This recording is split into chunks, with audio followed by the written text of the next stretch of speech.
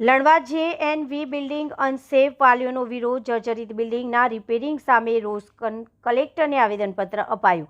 પાટણ જિલ્લાના ચાણસ્મા તાલુકાના લણવા સ્થિત જવાહર નવોદય વિદ્યાલયની બિલ્ડિંગ અત્યંત જર્જરિત અને જોખમી હાલતમાં છે। નવી બિલ્ડિંગ બનાવવાના બદલે માત્ર રિપેરિંગ કામ શરૂ કરાતા વાલીઓમાં ભારે રોષ જોવા મળી રહ્યો છે। વાલીઓએ જિલ્લા કલેક્ટરને લેખિત રજૂઆત કરી તાત્કાલિક નવી બિલ્ડિંગનું કામ શરૂ કરવાની માંગ કરી છે।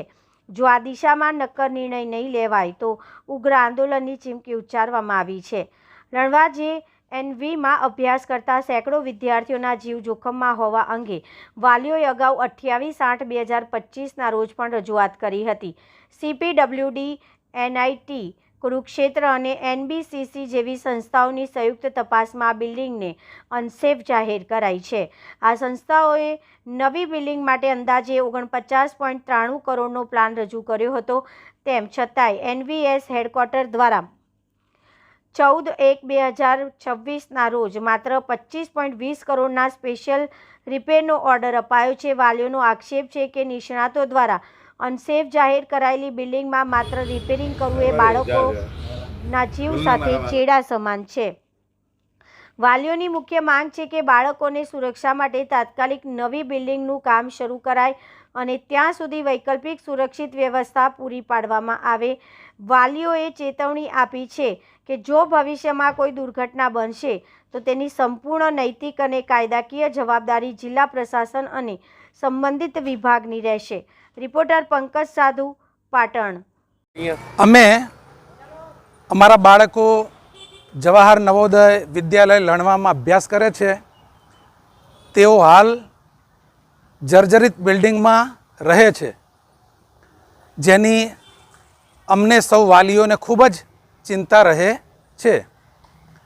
જર્જરિત બિલ્ડિંગને સરકારે પણ અનસેફ જાહેર કરેલી છે। નવા બિલ્ડિંગ માટેની રકમ પણ ગ્રાન્ટ થયેલી છે તેવું આચાર્યશ્રીએ અમને જણાવેલ છે 6 મહિના અગાઉ, પરંતુ આજ સુધી નવીન બિલ્ડિંગ માટે કોઈ પણ શરૂઆત થયેલી નથી। તેથી અમને ખૂબ જ ચિંતા રહે છે। અમે બાળ આયોગમાં પણ અરજી કરેલી છે, PMO કચેરીમાં પણ અરજી કરેલી છે।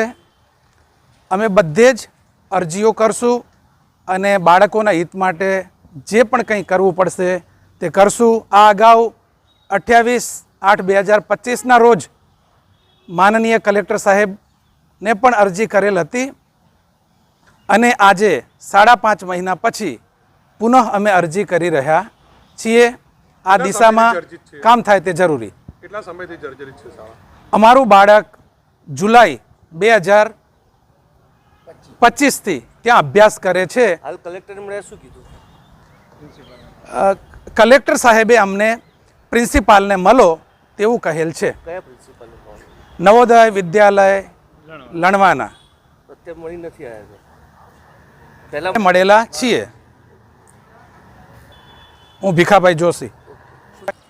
जवाहर नवोदय विद्यालय पाटन में बिल्डिंग जर्जर है और उसके लिए निरंतर मुख्यालय से और रीजनल क्षेत्र कार्यालय से बिल्कुल संपर्क कर रहे हैं।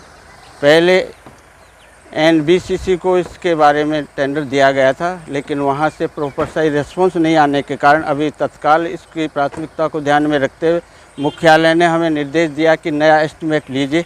और अभी शुक्रवार को रीजनल ऑफिस से पत्र मिला और हमने यहाँ के NPPC जो अहमदाबाद में उसका रीजनल मुख्यालय है वहाँ के इंजीनियर से बात की और उन्होंने तुरंत आके 14 तारीख को उसका मुआयना किया है और उन्होंने जल्दी ही एस्टिमेट बनाने का आश्वासन दिया है।